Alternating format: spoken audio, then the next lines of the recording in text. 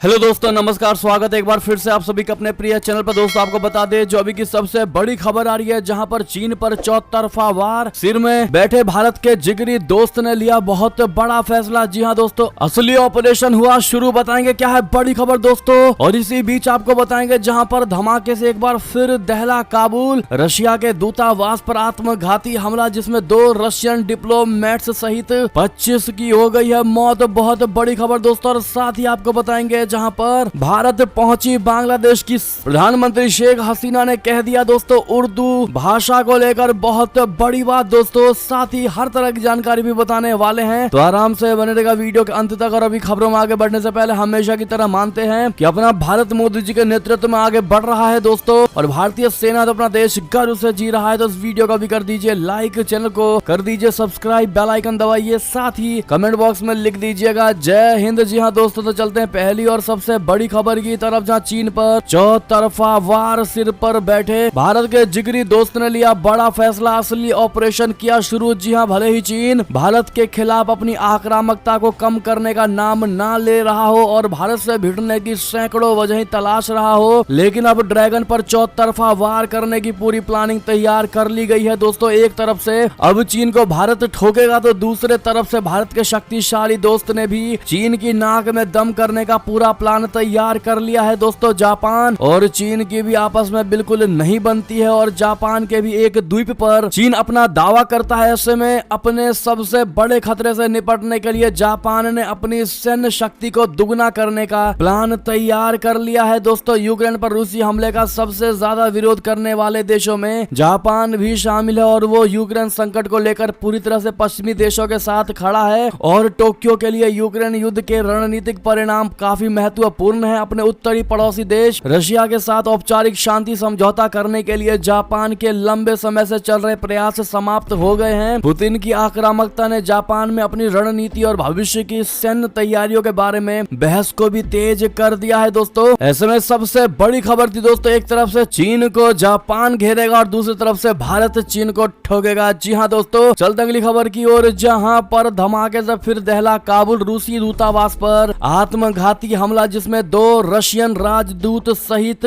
25 की मौत। जी हां दोस्तों, अफगानिस्तान की राजधानी काबुल एक बार फिर धमाके से दहल गई है। ब्लास्ट इस बार रूस के दूतावास के पास हुआ है दोस्तों, जिसमें 2 रूसी राजदूत सहित 25 लोगों की मौत हो गई है। धमाका काबुल शहर के दारुल अमन इलाके में हुआ है। इस इलाके में ही रूसी दूतावास है दोस्तों। लोकल मीडिया की रिपोर्ट्स के मुताबिक धमाका रूसी दूतावास के गेट के सामने हुआ है। इसे एक आत्मघाती हमलावर ने अंजाम दिया था। बताया जा रहा है कि दूतावास के बाहर तैनात तालिबान के सुरक्षा गार्ड्स ने हमलावर को पहचान लिया था। उन्होंने उसे गोली भी मारी, लेकिन अचानक ब्लास्ट हो गया। तालिबान के लोकल पुलिस प्रमुख माल वली साबिर के मुताबिक सुसाइड बॉम्बर को टारगेट तक पहुंचने से पहले ही खत्म कर दिया गया। जी हां दोस्तों, आपको बता दें कि रूस उन चुनिंदा देशों में शामिल है जिसने तालिबान के अफगानिस्तान पर कब्जा करने के बाद भी काबुल में अपने दूतावास का संचालन जारी रखा है। हालांकि मॉस्को ने आधिकारिक तौर पर तालिबान की सरकार को मान्यता नहीं दी है दोस्तों। समाचार एजेंसी के मुताबिक रूस के विदेश मंत्रालय ने काबुल में अपने दूतावास के पास हुए विस्फोट में 2 कर्मचारियों के मारे जाने की बात को स्वीकार कर लिया है दोस्तों। ऐसे में अब रशिया का रिएक्शन आना बाकी है दोस्तों।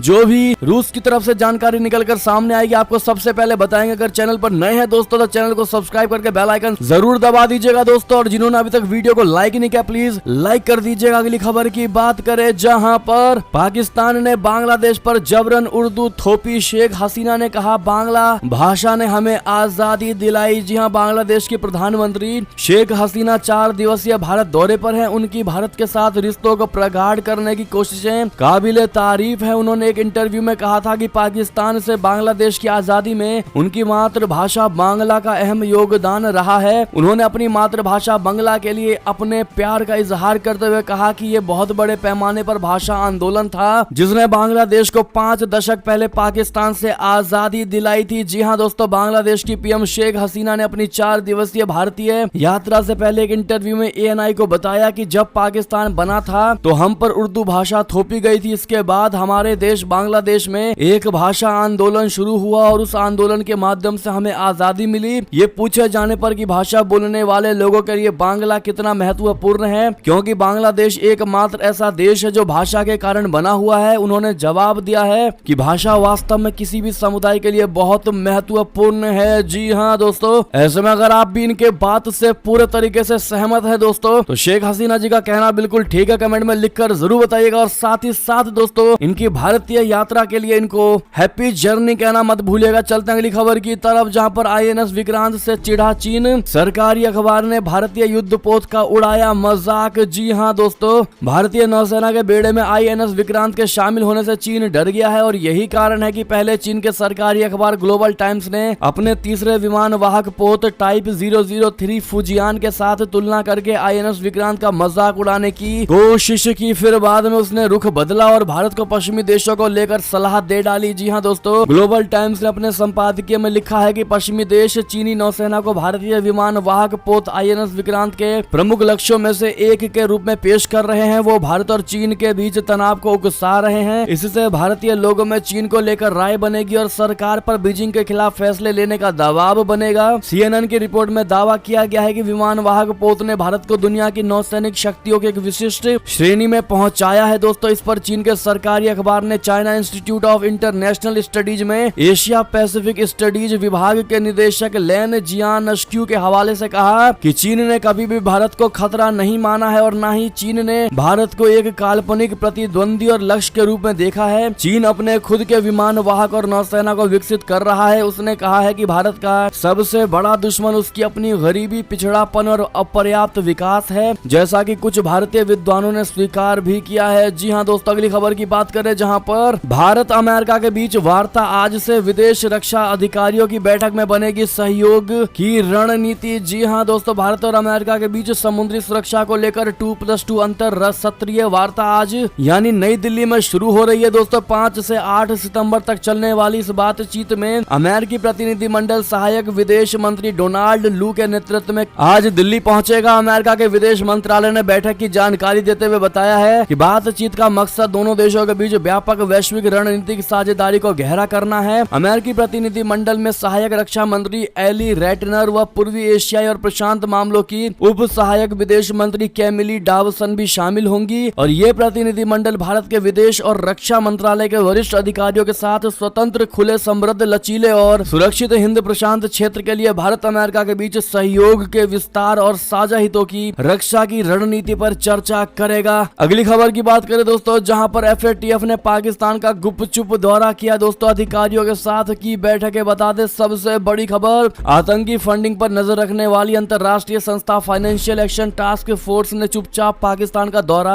पूरा किया है। दोस्तों, FATF की 15 सदस्यों वाली टीम गुपचुप पाकिस्तान पहुंची थी। फ्रांस की राजधानी पेरिस में अक्टूबर के महीने में एक अहम बैठक होनी है, जिसमें पड़ोसी देश के भविष्य पर एक फैसला होना है। पाकिस्तान सरकार के अधिकारिक सूत्रों के हवाले से बताया गया है कि FATF की टीम को राष्ट्रीय प्रोटोकॉल दिया गया था। 29 अगस्त से 2 सितंबर तक टीम देश में थी। दोस्तों, इकोनॉमिक कोऑर्डिनेशन कमेटी की तरफ से FATF सचिवालय के लिए 7 लाख रुपए के खास अनुदान को मंजूरी दी गई थी। इसमें टीम के रुकने, खाने और उनकी यात्रा का प्रबंध शामिल था। इस दौरे को काफी सीक्रेट रखा गया और सरकार के सूत्रों की तरफ से इसकी वजह भी बताई गई। जी हाँ दोस्तों, ऐसे में गुपचुप तरीके से दोस्तों पाकिस्तान FATF को अपने देश में बुलाता है। इससे एक चीज तो दोस्तों साफ हो जाता है कि FATF की टीम जिस प्रकार से पाकिस्तान पहुंची और गुपचुप तरीके से पहुंची, दोस्तों पाकिस्तान ने जरूर इसमें कोई ना कोई झोल किया ही होगा। आपका कहते दोस्तों, आपकी जो भी राय हो कमेंट में लिखकर अवश्य बताइएगा। अगली खबर की बात करें, जहां पर मनीष सिसोदिया का सबसे बड़ा आरोप, कहा मेरे ऊपर केस दर्ज करने का CBI अफसर पर था दबाव, इसलिए उसने आत्महत्या कर ली। जी हां दोस्तों, आपको बता दें एक बार फिर मनीष सिसोदिया का केंद्र सरकार की तरफ बौखलाहट नजर आई है। दोस्तों, दिल्ली के डिप्टी CM मनीष सिसोदिया ने एक बार फिर बीजेपी पर निशाना साधा है। उन्होंने आरोप लगाया है कि 2 साल पहले एक CBI अफसर ने आत्महत्या कर ली थी। सिसोदिया ने आरोप लगाया है कि उस अफसर पर मेरे खिलाफ गलत तरीके से केस बनाने का दबाव डाला जा रहा था ताकि मुझे गिरफ्तार किया जा सके। इसके चलते CBI अफसर ने आत्महत्या कर ली। मनीष सिसोदिया ने दावा किया कि पिछले 2 दिन पहले CBI के deputy legal adviser Jitendra Kumar ने आत्महत्या कर ली। इसकी पूरी खबर मीडिया में दिखाई गई। सिसोदिया ने कहा, पता चला है कि Jitendra Kumar anti corruption branch में लीगल एडवाइजर थे। सिसोदिया के मुताबिक उन पर शराब नीति के मामले में जो FIR दर्ज कराई गई है उसका लीगल मामला वही देख रहे थे। मनीष सिसोदिया ने दावा किया है कि पता चला है कि उनके ऊपर मेरे खिलाफ गलत तरीके से केस बनाने का दबाव डाला जा रहा था ताकि मुझे गिरफ्तार किया जा सके, लेकिन वे मंजूरी